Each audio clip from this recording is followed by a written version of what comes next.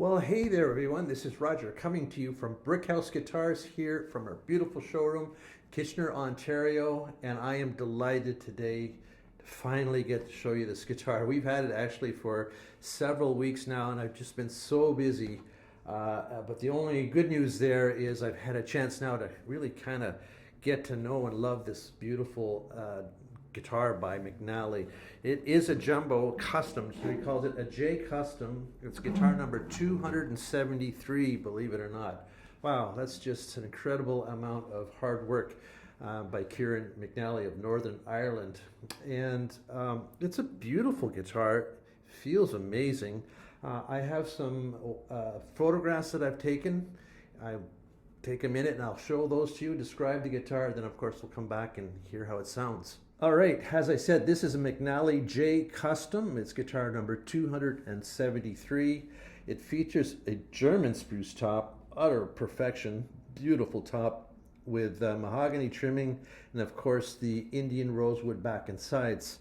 So let's dive in. We'll start as usual here. We start with the headstock. You can see the onlaid there McNally logo and the Irish knot in gold sort of lettering and logo. The matching gold for the Agoto 510 tuners. You can get a glimpse there. We'll see them from behind in a minute. And of course, the nut is bone and beautiful set of, or a piece of ebony there for the fingerboard.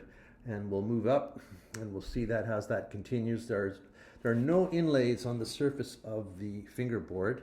And I love that feature. I'm just all about that. It's just classic and elegant. And then you can see here a glimpse of the binding as well, which is mahogany. So that brings us to the facade of the guitar. Here we see the beautiful, impeccably book matched, silky grain, the cross grain there in the German spruce top.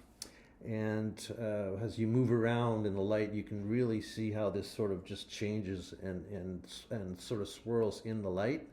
We'll zoom in and have a look at the mahogany rosette with the ebony trim rings, both around the interior of the sound hole and of course that line around the edge of the mahogany.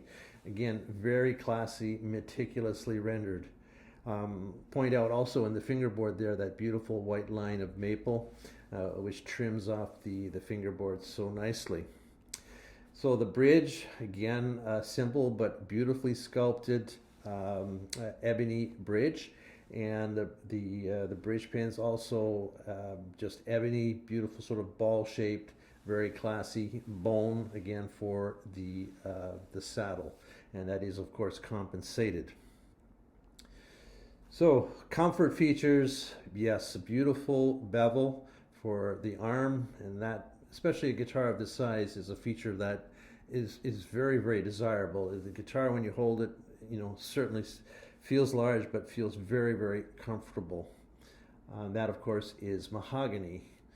The back of the headstock has a plate there, and it is ebony, and you can see there a good view of the gold 510 tuners with the ebony buttons, and the nice sort of volute on the edge there of the headstock where it meets the curved part of the neck. And it's a satin hand rubbed finish over mahogany, of course, the neck. And as you move down towards the heel joint, you can see there the way the heel is sculpted is very traditional, but it's just really, really nice. Really feels nice in your hands. Again, a view of the mahogany trim, and then starting to see the back and sides here that are rosewood. So here's a full view of that really lovely, spectacular, if you almost, set of Indian rosewood. I love how it's book matched. I love the quarter sawn. I love the streaking of the reddish colors and the oranges, and even some of the lighter streaking. It is just really very, very pleasant to look at. Here's the lower bout of the guitar, a wedge, of course, of mahogany. The strap button is ebony. So throughout the guitar, immaculate workmanship. He is a master craftsman, and it clearly shows. What a world-class instrument, and it really rises to the level of sound that he's achieving as well. So with that being said, I guess it's time to hear this amazingly beautiful guitar. All right, well, we've seen the photos, and now it's time to have an overview of how this guitar sounds and plays. And of course, coming from the roots of Northern Ireland and the Loudon connection, there's just no denying that this guitar, you know, has that spirit within it. It has some of the characteristics of an American-made guitar, but really this particular model, this size of instrument, it just brings me to this place where I feel like, oh, this has got those Northern Ireland roots. So I've tuned it in DADGAD. The German spruce top you're going to hear is very firm, sweet, bell-like almost. Right?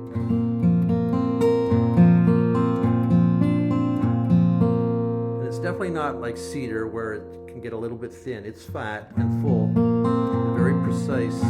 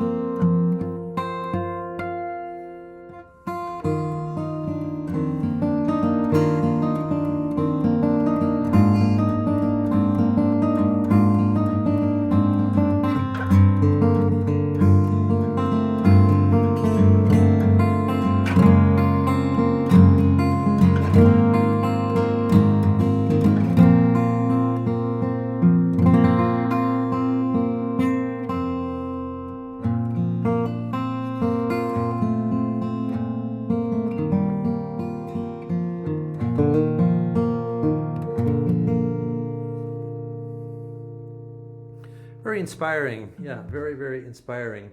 So I'm going to lose the capo, tune it up to standard tuning, and do my standard demo for you. Thank you so much for watching.